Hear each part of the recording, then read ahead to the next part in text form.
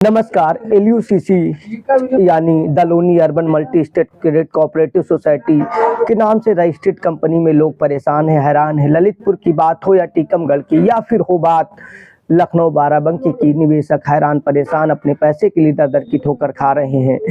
Police में SP बड़ा पद होता है जिनके द्वारा कंपनी को फर्जी बताया जाता है और तमाम जगह पर एजेंट भी अब हैरान है। कई जगहों पर एजेंटों की गिरफ्तारी, कई जगह पर इनके कर्मचारियों की।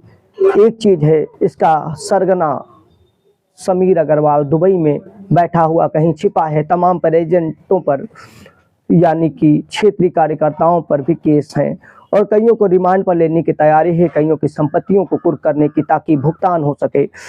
इन भुगतानों के लिए तमाम संपत्तियों को एक चीज है, इस बीच खबरें जब जब आती हैं कोशिश होती है तथ्यों को खंगाल कर पुष्ट करने की, क्योंकि यहाँ पर एजेंट परेशान हो जाते हैं कि कहीं ऐसा ना हो कि उनका पैसा फंस जाए। तो कंपनी अगर फ्रॉड है यानी कि फेक रजिस्ट्रेशन दुनियादारी से है, तब भी वर्ष 2019 के तहत उनकी संपत्ति को कुर्क करके रिकवर करके एजेंटों को, पीड़ितों को पैसा दिलाना सरकार की जिम्मेदारी है। और अब तक कहाँ सो रही थी फाइनेंशियल एजेंसी और तमाम सतर्कता वाली एजेंसियां जिनकी जिम्मेदारी होती है फ्रॉड को रोकने की और बैंकिंग संबंधी, क्योंकि खुलेआम बोर्ड लगा था। कृषि विभाग से मान्यता है, ISO सर्टिफिकेट है और पैन कार्ड भी है। काम दूसरे कृषि में ऋण और दुनियादारी के लिए रजिस्ट्रेशन किया गया था और काम पैरा बैंकिंग का होने लगा, तो फ्रॉड की कैटेगरी में भी आता प्रतीत होता है। इनकी योजनाओं का रजिस्ट्रेशन अगर नहीं था तब भी, अगर था भी तब भी, क्योंकि ये अभी विस्तृत जांच में होगा, कानून में पेशी लगेंगी, उन इधर का पक्ष तमाम चीजें होंगी। जो रिकवर होगा उससे पैसा मिलेगा। दोनों स्थितियों में जो संपत्तियां होंगी उसी से पैसे मिलने की स्थिति। अभी भी किसी एजेंट कार्यकर्ता को घबराने की जरूरत नहीं है।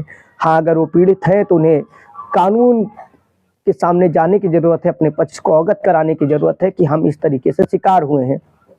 फिर समुचित कानून में जो धाराएं हैं, चीजें हैं, ताकि कोई फ्रॉड करके चीजें बाहर ना ले जा सके। बहुत जगह पर संपत्तियां विदेश में निवेश की बात आती हैं, तो उस लिए भी भारत की एजेंसियां काम करती हैं। विदेश से भी लाना संभव है, लेकिन कानूनी पचड़ा फंस जाता है, क्योंकि समीर अग्रवाल के बारे में किस तरीके से इसने दुबई की नागरिकता ली, किस तरीके से एक यूरोपीय देश की भी नागरिकता के सवाल जब हम दैनिक भास्कर की चीज़ें पढ़ते हैं तो समझ में आता है। और ये एक स्टेट नहीं, लगभग 10 स्टेट के 100 से ज़्यादा जिलों में छोटे मोटे अलग अलग सोसाइटी, अलग अलग रजिस्ट्रेशन के नाम से फ्रॉड की जानकारी मिलती है। पूरे मामले की तथ्यात्मक जाँच के साथ कानूनी कार्रवाई और इन सबको एक साथ लाकर पूछताछ कर पूरे नेक्सस के खुलासे की जरूरत है, ताकि आगे अगर कोई नाम से भी सक्रिय कहीं चल रहे हैं तो उन्हें भी पकड़ने की जरूरत है, ताकि आम आदमी जो परेशान हैरान है और दूसरे सोसाइटी की आड़ में शिकार ना हो,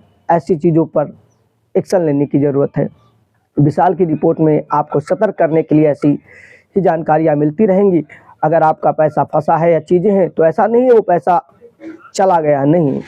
जो चीज़ें रिकवर होंगी आप तमाम देख सकते हैं। PSL उठा के रोजा वैली और तमाम कल्पतारू जैसी कंपनियां हैं जिनकी संपत्तियां जब्त करने के बाद पैसा वापस हो रहा है, लेकिन वक्त जरूर लगेगा। विशाल की रिपोर्ट में जानकारी देने की कोशिश आगे भी रहेगी। जय हिंद।